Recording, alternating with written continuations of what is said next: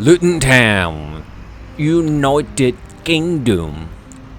Welcome back to my channel. This is, of course, your man, Lick Mine. Today, you and me, we are going to walk around this special place, and let's begin on our Google map. So what is the proper way to call this country? Is it Great Britain or is it United Kingdom? I mean, which one is it? And I know they're made up with 4 countries: Ireland, England, Wales, and Scotland, and they all hate each other, right? But it's the same anywhere, in Asia, Africa, story of our human race, tribalism, you get the point. But I guess that's why this country is amazing, built on blood of my neighbor. Famous, the city of London is on the bottom right, and the Luton town is where the red dot is at. Took about an hour on train from London to Luton town. And a little bit more, we're zooming in. And there you go. Ladies and gentlemen, this is our destination today. Kenilworth Road, Luton Town Football Club. This is where I wanted to come. And we are standing right here. Question. Ask yourself, what do you think of when it comes to British? Beatles, Elton John. Your song. That's my favorite. It's a little bit funny. And Harry Potter. Actually, it's Harry Potter. And Loyal Families. Besides America and what they did with Hollywood, British did a pretty good job advertising their countries with culture / movies, music, and literature. Well, like every time I saw a train and the platform, I was thinking about, oh, maybe that is that platform, 9 3/4. This alley, look at this. I just want to whip out my wand and then just open this wall into a town. Diagon Alley. Is it Dragon Alley?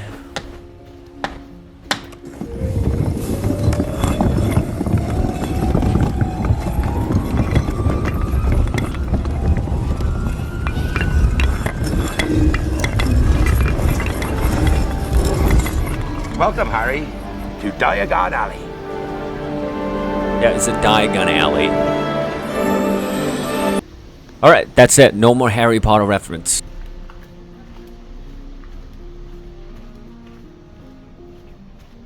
The building on the left is the building of the football club. So I looked at a Google map and there's no name for this alley. The fences you see on the right is somebody else's backyard. And given the fact that this is right next to a football club, I can easily picture on the day of a match, it can't be very crowded and possibly dangerous. So I think this is a bad time. I'll let you know a little bit about club. By the way, I just realized, I learned from Googling it, it's just a Luton, not Luton Town. The name of the town is not Luton Town, just Luton.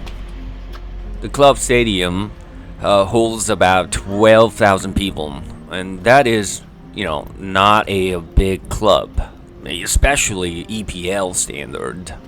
To give you a perspective, as you can see, Old Trafford belongs to Manchester United, holds about 74,000 people. And you can see Tottenham Hotspur holds about 62,000 people. More people means more tickets. means more money.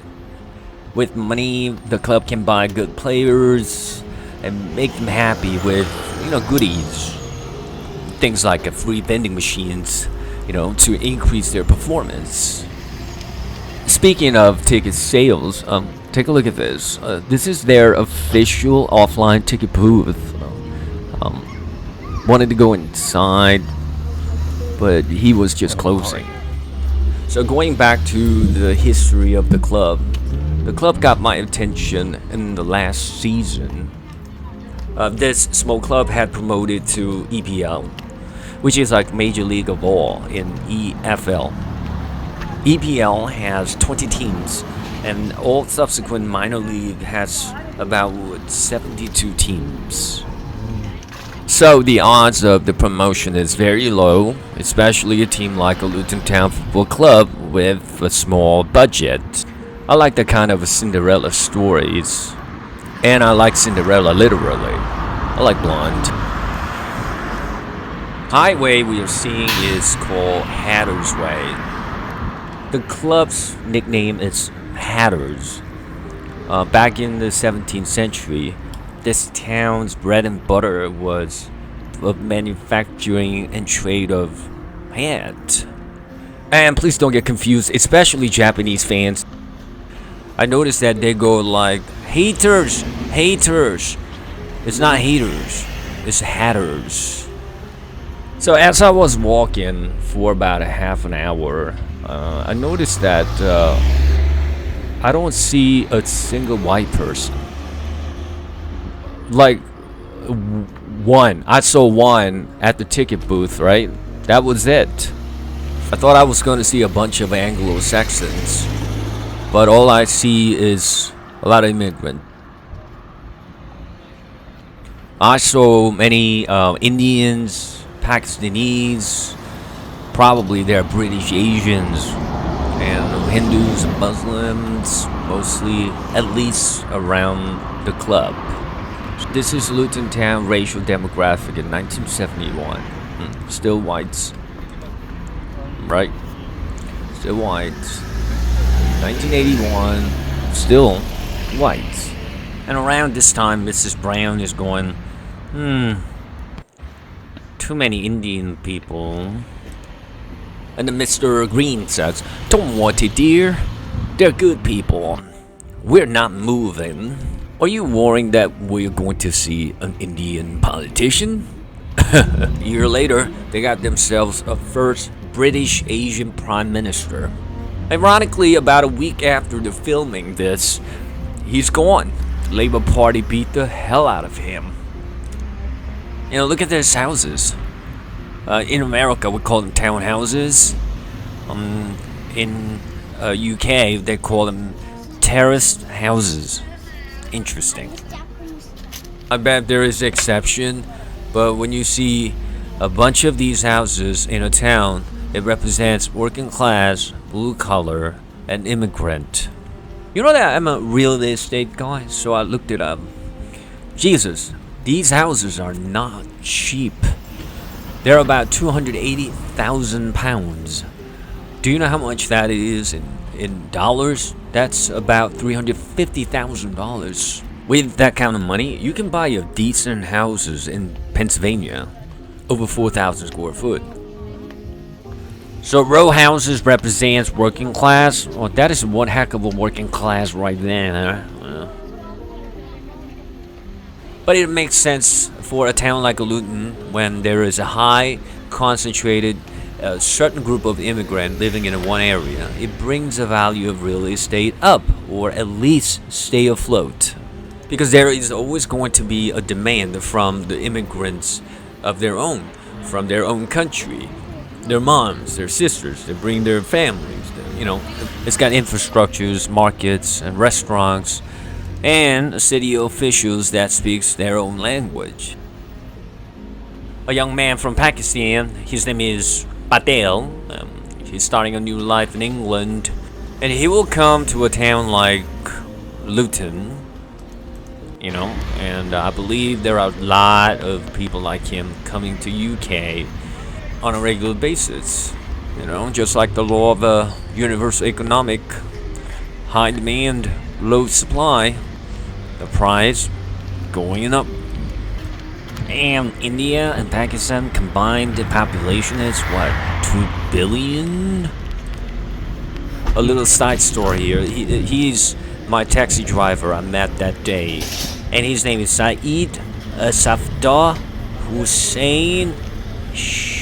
I give up. He's a taxi driver slash a local journalist for Channel 24. And I told him what I wanted to do, and he said, Dan, leave your bag in my car. I would wait for you. So, you know, what you do when you come to a stranger town, you listen to a random taxi driver and you leave your belongings in his car. Well, I believed him, and it turned out he was a nice man. And you would see this at the end of this video. He actually waited for me. And after that, he showed me around the town. And he bought me a tea. A hot tea. It was like 90 degrees hot day. A scorching hot tea with gingers in it, mint, and paprika. Let's make this hot tea even hotter. And maybe that's the Pakistan way of beating hot weather with hot. I've been coming towards the end of this video, so I wanted to go inside the stadium, but at the time it was closing, and I heard they're renovating. But I might have to close this video with rather unfortunate news, where the team that did so well last season, they did not survive. They relegated right back to championship. But they made some money from last season, and I hope with that money, I wish they do something about their defense. And please give out bonuses to every players, and especially to our captain, Cotton Morris. And I hope that they can come back after next season. And thanks for watching. Lick mine out.